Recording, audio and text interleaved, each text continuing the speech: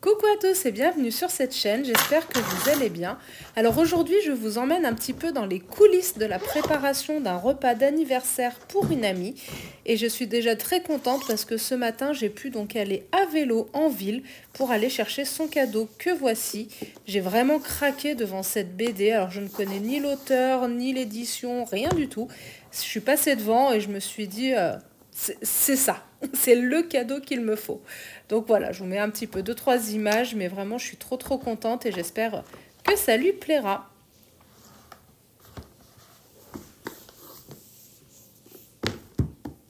En attendant du coup de préparer à manger, je vais me mettre un petit peu de musique. En ce moment j'écoute pas mal des musiques chinoises, donc je vous laisse découvrir.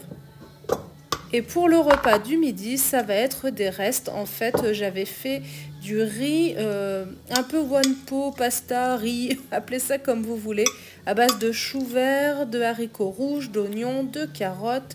J'avais mis également donc, du riz et du chamjuan, je ne sais plus le dire, c'est coréen.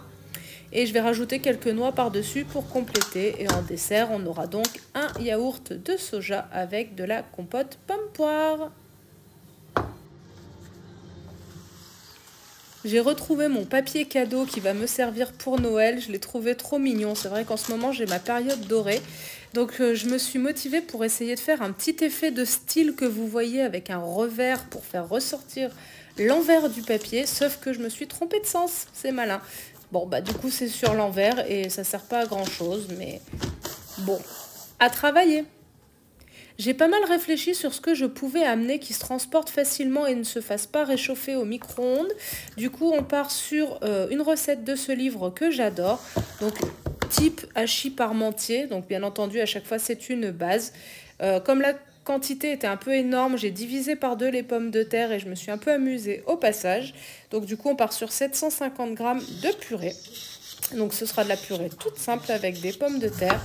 De la crème, alors non, du coup de la boisson de soja, de la margarine, c'est ce qui fait toute la différence, et du sel et de la noix de muscade.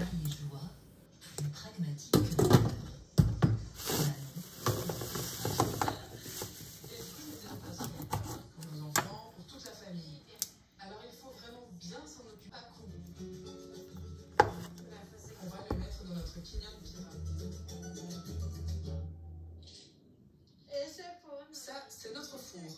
Il nous sert à fabriquer les bijoux, nos galettes de manioc, et aussi la farine.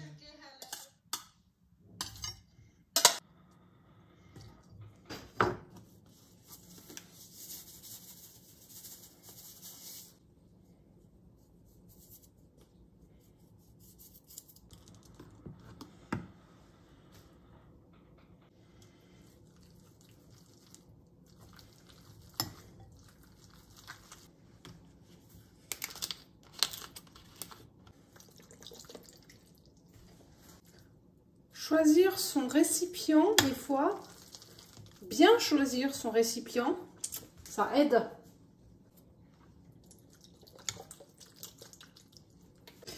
Bref, voilà, je vais mixer jusqu'à ce que j'arrive à en faire quelque chose sans tout mettre en dehors. Du coup, je suis repassée sur de la fourchette et ça va vachement mieux. Hop, j'ai fait comme ça. Et la texture me convient parfaitement, on est bien. Et j'avais oublié à quel point j'adore la purée maison. J'en fais clairement pas assez souvent. Bon, allez. Sinon, je vais tout bouffer. On se le met de côté. Et maintenant, on va s'attaquer à la partie protéinée de l'histoire. Vu que le hachis de base, ça a quand même pas bien de légumes. Ça, c'est pas des légumes, c'est des féculents. Vous voyez ce que je veux dire, c'est un légume, mais c'est un féculent. Du coup, je pense que je vais mélanger ma base parce que j'ai pas assez de tofu. J'ai qu'un petit bloc comme ça pour 2, ça fait pas assez. Donc, si je mettais juste la purée et ça, eh ben, ça ferait un peu minable. Donc je vais mélanger ça avec le chou qu'il me reste, des oignons. Bref, je vais vous montrer. L'idée c'est d'avoir une couche un petit peu épaisse sous la purée. Donc ce que je vais faire, c'est que je vais mixer 5 gousses d'ail ainsi qu'un gros oignon. Mais après, d'abord je vais mixer le morceau de chou qu'il me reste parce que je veux que ce soit limite de la purée. Donc je vais d'abord mixer ça. Vu qu'il est un peu vieux, j'ai pas envie qu'on ait des gros morceaux à l'intérieur.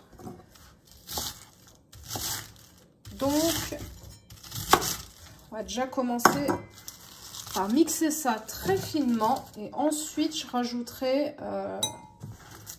l'ail et l'oignon. C'est une expérimentation, hein, je vous le dis. Il faut être indulgent. Vous êtes sur le haut du robot. C'est malin. Bon, ben. Voilà, vous avez dû déménager.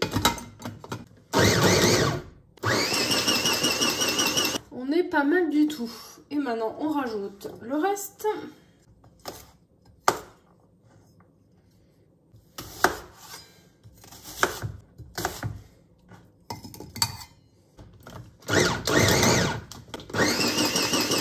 On est pas mal, donc on va faire revenir ça dans de l'huile avec le tofu. Comme je n'ai plus d'huile d'olive, ce sera de l'huile de colza qui est validée pour la cuisson mais pas pour la friture.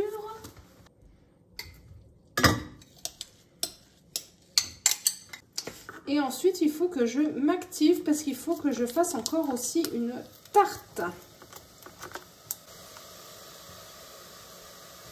Bon, en toute transparence avec vous, j'ai changé de casserole parce que j'ai tout fait cramer. Voilà. Après, ce sont des casseroles, celles-ci, qui accrochent énormément. Plus le fait que mes plaques sont toujours à fond, que je ne peux pas les diminuer, c'est un peu galère. Donc, je voulais pas déglacer sur du cramé. Donc, j'ai changé de casserole. C'est pas grave, ça me fera relaver une autre casserole. Je vais rajouter du mélange pour frites paprika parce que je n'ai plus de paprika fumé. Alors ça c'est étrange mais bon. Donc je vais mettre ça. Et après je vais déglacer avec un tout petit peu de vin rouge et je vais rajouter des tomates.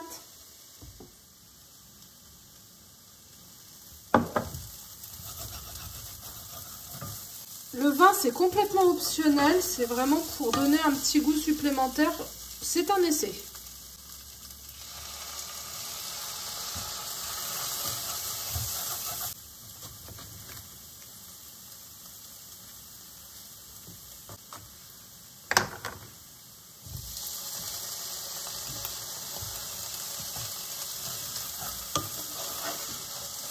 Je vais mettre un petit peu de sauce sriracha parce que je sais qu'elle aime bien quand c'est un peu épicé.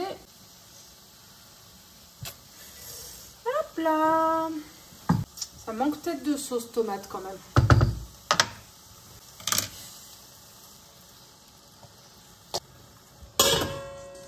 On va essayer de faire revenir sans que ça crame, mais c'est pas gagné.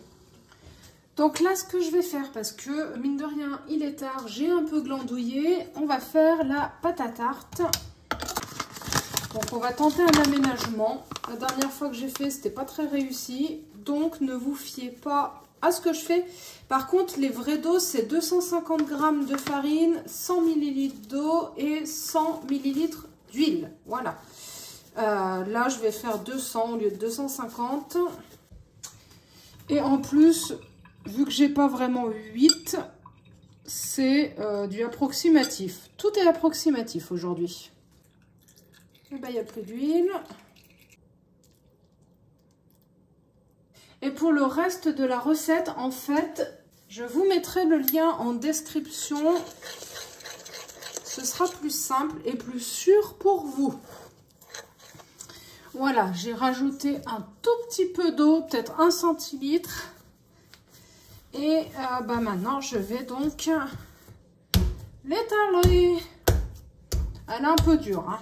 Non, je ne change pas d'avis toutes les 2 secondes. C'est juste que pour faire de la place, je vais déjà monter mon hachis. On va d'abord mettre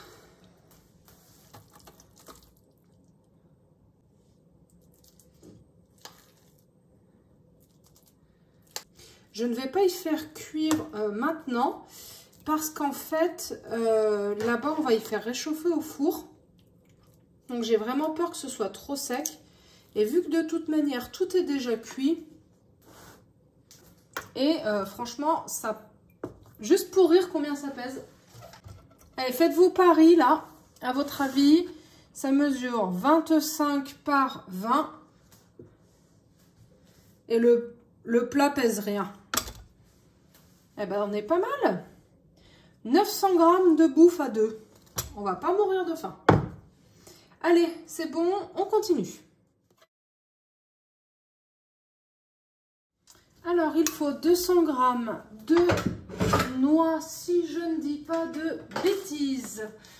Alors, j'ai tapé tarte noix vegan. Et du coup, c'est celle-ci, saveur bio. Je ne l'ai jamais faite, hein. 80 grammes.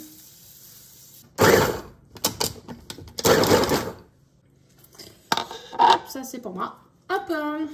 Alors, je n'ai pas gardé de gros cerneaux et j'ai mixé plutôt finement, histoire de faire un peu comme les tartes à la praline. Vous êtes tombés. Donc, je disais, vu l'heure et la vaisselle qui m'attend, je vais être totalement transparente avec vous. J'espère que tout cuira dans le four. Voilà. Je pense que c'est une mauvaise idée de ne pas respecter la recette. Mais en fait, j'en ai un peu marre et il est tard. 200 millilitres. Voilà. Pas trop non plus. Devinez le prix.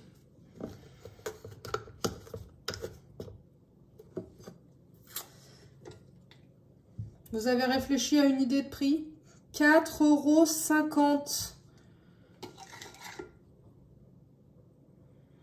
4,50 € ce truc. Alors, je pense que je dois pas être la seule à me choquer des prix, mais enfin bon quand même. Une cuillerée à soupe de fécule.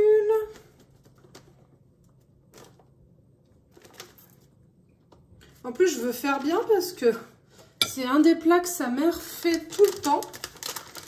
Donc, le niveau est assez élevé. Elisabeth, si vous passez par là, gros bisous. Désolée de massacrer votre recette.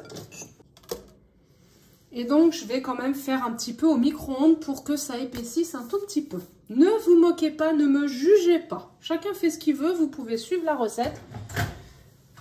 Et avec un peu de chance, ça vous montre ce qu'il ne faut pas faire. Et histoire quand même de différencier ma recette, entre guillemets ma recette, on va mettre un peu au fond de pâte de noisette. Voilà, j'avais envie de mettre un truc au fond. Oh. Quand j'ai dit à ma collègue que je faisais une tarte aux noix, elle m'a dit, ah oui, tu vas mettre plein de morceaux de noix avec un caramel dessus. Non. En fait, j'aime bien quand les choses sont un peu mixées. Donc, j'ai choisi cette recette-là. Mais je me souviens qu'en boulangerie, effectivement, les tartes noix sont entières avec par-dessus du caramel. Bon, on verra. J'ai rajouté une cuillerée à soupe de fécule parce que c'était vraiment très liquide, très certainement en lien avec ma façon de préparer le truc. On va mettre tout ça là-bas dedans et à cuire le temps indiqué que je ne me rappelle plus. Par contre, c'est archi sucré, donc je ne rajoute rien dessus. Même pas des graines de sésame. Allez, ça part au four.